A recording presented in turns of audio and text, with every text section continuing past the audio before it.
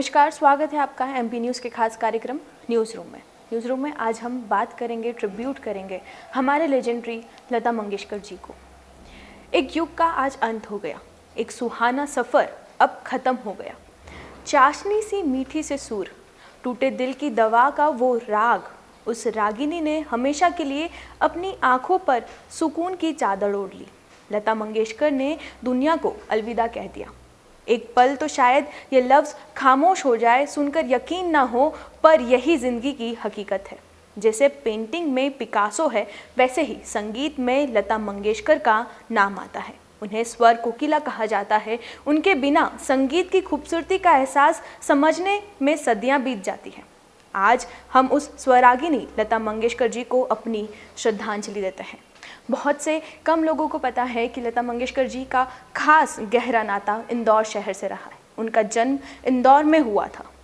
भारत रत्न कोकिला लता मंगेशकर जी इंदौर से विशेष संबंध रहा है। उनका जन्म यहीं हुआ था। यहाँ के एक चौराहे का नाम भी उनके नाम पर रखने की घोषणा की जा चुकी है। भारत रत्न लता मंगेशकर जी की जन्मस्थली इंदौर है। उनके जल्द स्वस्थ होने की कामना ना सिर्फ देश बल्कि सब जगह उनकी स्वस्थ होने की कामनाएं करी जा रही थी। उनका जन्म इंदौर के सिख गली में 28 सितंबर 1929 में हुआ था। लता मंगेशकर की जन्मस्थली इंदौर है और उनकी कर्मस्थल मुंबई है। इंदौर के एमजी रोड स्थित जिला अदालत के बगल में बसा हुआ है उनका घर था और इंदौर के सहित पूरे देश में इसकी एक अलग पहचान भी है, जिसे खाऊ गली चार चौपाटी के नाम से भी पहचाना जाता है। खाऊ गली लता मंगेशकर के जन्मस्थली से भी मशहूर है। उनके प्रशंसक जहाँ उनका जन्म हुआ था वहाँ जाते थे और उन्हें देखने के लिए वहाँ जाते थे। जिस दुकान से लता बचपन के दिनों में चाट, गुलाब जामुन, रबड़ी का लुत्फ उठाती थी, उस चौपाटी में लोग दुकानदारों से पूछते हैं कि लता जी को क्या पसंद था, तो दुकानदार लता जी के बारे में जिन बातों को बताते हैं वे भी बहुत खास रहती है। एक बार एक दुकानदार ने बताया था कि जब भी कोई उनके रिश्तेदार या उनके दोस्त उन्हें मिलने इंदौर से मुंबई जाते थे तो वो खास तौर पर इंदौर के नमकीन और इंदौर की मिठाइयाँ उनके लिए लेके जाते थे। और लता जी हमेशा मराठी भाषा में अपने रिश्तेदारों से बात करती थी और खाऊ गली और इंदौर के सराफा बाज़ार के बारे में मराठी में उनसे पूछती थी कि अब कैसा सराफा बन चुका है और क्या क्या जो नए व्यंजन हैं वो वहाँ पर बने जा रहे हैं। और जब भी वे उनसे मिलने आए तो ख़ास तौर पर इंदौर के नमकीन और इंदौर की मिठाइयाँ उनके लिए ज़रूर लेते हुए आए।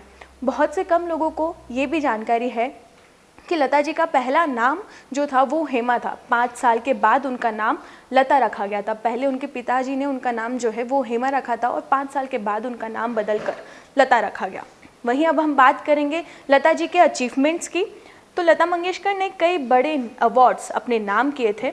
1969 में उन्हें पद्म भूषण से नवाजा गया था। 1989 में दादा साहेब फाल्के अवार्ड, 1999 में पद्म विभूषण, 2001 में भारत रत्न, 2008 में भारत की आज़ादी के 60वीं सालगिरह पर one time award for life time achievement का सम्मान मिला था। 1972 में परिचय फिल्म में अपने गाने के लिए बेस्ट फीमेल प्लेबैक सिंगर का नेशनल अवार्ड, 1974 में फिल्म कोरा कागज़ के लिए और 1990 में फिल्म के लिए अपने बेस्ट फीमेल प्लेबैक सिंगर का उन्हें अवार्ड मिला था।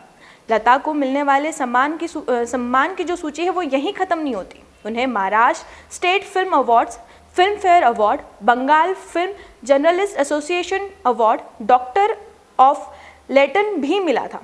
वहीं 1974 में लता मंगेशकर के नाम Guinness world book of record में भी दर्ज हुआ था।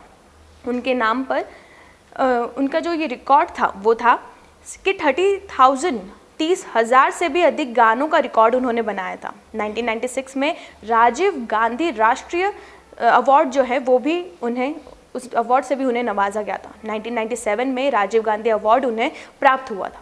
लता मंगेशकर जी ने 70 साल बॉलीवुड में सिंगिंग की और न जाने कितने खूबसूरत नगमे लोगों को दिए। आइए सुनते हैं, हम आपको बताते हैं कि उनके जो बहुत ज़्यादा जो फेमस हिट जो सॉन्ग्स रहे थे वो आज भी लोगों को बहुत ज़्यादा पसंद आते हैं और लोग उसमें उन गानों के लफ्ज़ों में, उनके स्वर में अपने आप को पाते हैं। ऐसा ही जो गाने हैं उनके जो बहुत ज़्यादा फेमस थे और आज भी उन्हें लोग सुनना पसंद करते थे, वो है, पहला है लग जा गले और दूसरा था ए मेरे वतन के लोगों। और ए मेरे वतन लोगों का जो गीत है वो उनका एक अलग ही इतिहास रहा है। जब लता मंगेशकर ने इस गीत को पंडित जवाहरलाल नेहरू के सामने पेश किया था तो पंडित जी की आंखें भी नम हो गई थी। इस गीत के साथ करोड़ों देशवासियों की भावनाएं जुड़ी हैं। अंत में मैं बस इतना ही कहना चाहूँगी कि ये बसंत हमेशा रूठ गया सदा के लिए, भारत ने अपना रत्न खो दिया, लता जी नहीं रहे, ये सरस्वती का सुर विराम है। आज के न्यूज़ रूम में बस इतना ही। आप सबसे भी निवेदन है कि जब भी आप बाहर निकलें तो कोविड अप्रोप्रिएट बिहेवियर का ध्यान रखें और बाकी सारी तमाम खबरों के लिए बने रहिए एमपी न्यूज़ के साथ। नमस्कार। एमपी की नब्ज, एमपी का हाल, मध्य प्रदेश की हर खबर एमपी न्यूज टीवी के साथ। लगातार खबरों के लिए सब्सक्राइब करें हमारा YouTube channel MP news TV.